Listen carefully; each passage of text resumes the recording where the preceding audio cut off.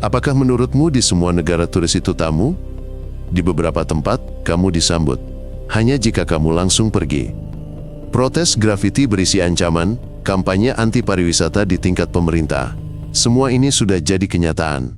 Di negara-negara ini, kamu bukan hanya tidak diinginkan.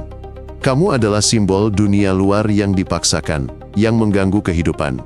Di sini, kamu tidak akan disambut dengan senyuman atau tur. Di sini, kamu adalah pengganggu yang merusak kebiasaan hidup mereka. Dan disinilah ini terlihat sangat jelas.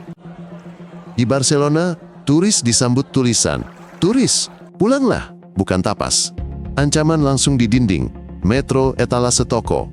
Lingkungan dulunya dihuni keluarga, kini apartemen Airbnb berharga berlipat. Warga protes, memblokir bus, hingga melempar cat. Pemerintah mengakui turisme merusak kota, memberlakukan pembatasan sewa, serta kuota. Pada 2023, aksi "Turisme Membunuh Lingkungan" digelar di Barcelona dan Palma de Mallorca. Ini bukan lagi kejengkelan, tapi permusuhan terbuka. Penduduk lelah dengan kebisingan, sampah, dan jalanan padat. Kamu bagi mereka bukan pelancong, tapi penyebab masalah.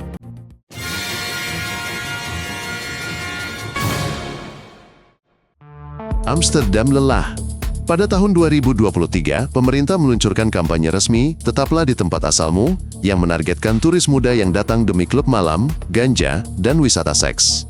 Video peringatan, jika datang, Anda akan didenda, ditayangkan secara daring saat pencarian penerbangan. Kawasan lampu merah, memangkas jam operasional, dan merokok di jalanan dilarang. Puluhan hotel dan hostel ditutup. Warga lokal makin sering mengeluhkan keributan malam, sampah, dan perkelahian. Dulu, mereka bersabar, kini mereka mengusir.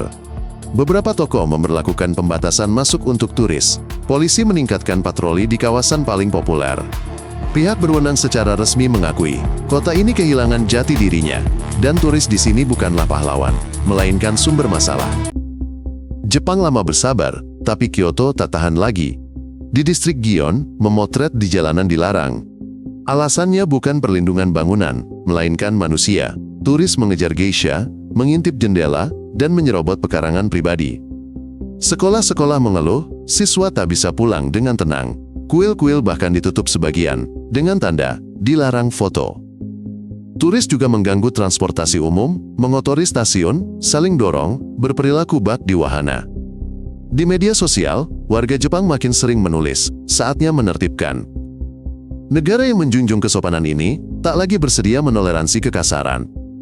Di balik senyum tersimpan kejengkelan, di balik keheningan ada penolakan. Venice menjadi kota pertama di dunia yang mengharuskan bayar tiket masuk. Tiket untuk masuk ke pusat kota akan berlaku mulai tahun 2024. Alasannya sederhana, Venesia sekarat akibat serbuan turis. Penduduknya mulai mengungsi. Dalam setengah abad, jumlah mereka menyusut separuh. Pusat kota dipenuhi hotel dan toko souvenir, sementara sekolah dan toko kebutuhan warga lokal gulung tikar. Makan di jembatan akan dikenakan denda, koper beroda kini dilarang. Kanal-kanal penuh sesak, jalanan macet. Turis bukan sekadar mengganggu, mereka telah menjadi bencana. Protes terjadi setiap tahun, selamatkan Venesia dari pariwisata. Para aktivis membuat poster, menuntut pembatasan kapal pesiar. Kota ini diambang kehancuran. Di sini, Anda bukan tamu yang diharapkan, Anda adalah penyebab kehancuran. Paris sudah lama bukan lagi kota cinta. Di pusatnya, antrean tak berujung. Di metro, pengap dan penuh sesak. Warga mengeluh tak bisa pulang karena semuanya dipadati turis. Pada 2023, pemerintah menutup puluhan pemandu wisata ilegal dan memperketat pengawasan arus wisatawan. Area seperti Montmartre menjadi tidak aman. Warga lokal melampiaskan kemarahan pada pejalan kaki. Merekam video, kelompok turis yang gaduh, kereta wisata. Semua itu menjengkelkan. Polisi berpatroli di area-area tersebut sepanjang waktu. Di kafe, koki melempar pisau saat mendengar bahasa Inggris, bukan mitos, melainkan kejadian nyata yang diberitakan. Paris lelah. Dan selagi kamu memimpikan croissant di tepi Seine, warga lokal justru berharap kamu tidak datang. Dulu, Thailand dikenal sebagai negeri senyuman. Kini, ancaman semakin sering terdengar di sana. Pasca pandemi, pemerintah meluncurkan kampanye pariwisata berkesadaran, dengan fokus pada wisatawan kaya dan tenang. Artinya sederhana, yang miskin dan berisik tidak diharapkan. Dalam beberapa tahun terakhir, puluhan serangan terhadap warga asing tercatat di Pattaya dan Phuket. Wisatawan mengeluhkan agresi dari penduduk lokal, sementara warga Thailand mengeluh tentang perilaku kasar, sampah, dan penghinaan terhadap budaya mereka. Kuil-kuil meminta pengunjung melepas alas kaki dan tidak memotret biksu, namun wisatawan mengabaikannya. Bisnis lokal gulung tikar memberi jalan bagi jaringan besar yang beroperasi untuk volume massal. Rasa hormat telah lenyap. Yang tersisa adalah negara yang kesal, di mana Anda bukan lagi tamu, melainkan gangguan.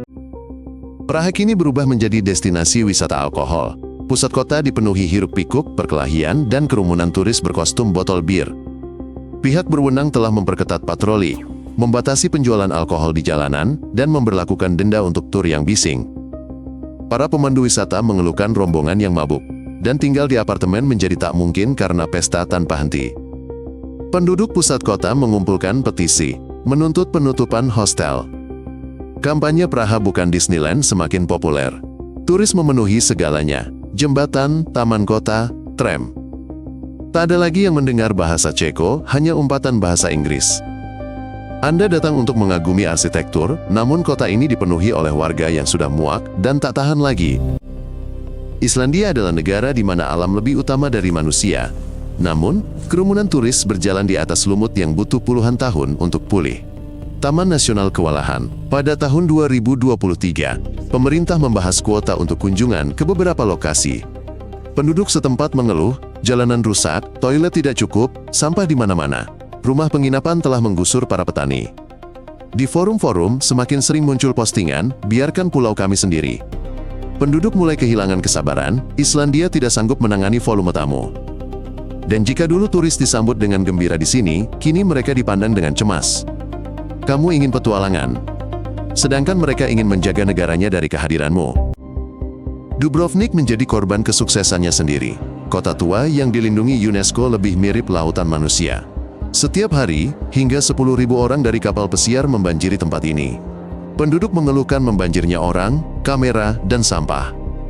Pembatasan telah diberlakukan pada jumlah turis, waktu masuk, bahkan pakaian. Mengenakan pakaian renang di luar pantai akan dikenakan denda. Kamera-kamera di seluruh penjuru memantau jumlah orang di jalanan. Pihak berwenang mengakui, kota ini kehilangan jiwanya. Orang-orang meninggalkan rumah mereka, sekolah-sekolah tutup. Pada tahun 2022, sebuah protes diadakan. Dubrovnik bukan sekadar dekorasi. Penduduk setempat lelah menjadi latar belakang untuk swafoto. Mereka ingin hidup, bukan menjadi bagian dari liburanmu. Bhutan secara resmi memberlakukan pajak $100 per hari untuk setiap turis. Ini bukan biaya hotel, melainkan pembatas. Pemerintah terus terang mengatakan, mereka tidak membutuhkan pariwisata massal. Semua ini demi melindungi budaya, ekologi, dan masyarakat lokal. Mustahil masuk ke negara ini tanpa pemandu wisata. Wisatawan independen tidak disambut di sini. Visa hanya bisa didapatkan melalui agen yang disetujui. Orang Bhutan bangga karena tidak menjual diri demi keuntungan pariwisata. Mereka telah melihat bagaimana hal itu merusak negara lain, dan mereka membuat pilihan. Turis di sini tidak disambut, ia adalah ancaman bagi keseimbangan. Dan jika Anda tidak siap mematuhi aturan mereka, maka Anda tidak akan disambut di sini. Jika ini menarik, silakan berlangganan saluran. 10 menit kami menyajikan semuanya secara singkat dan padat. Sampai jumpa.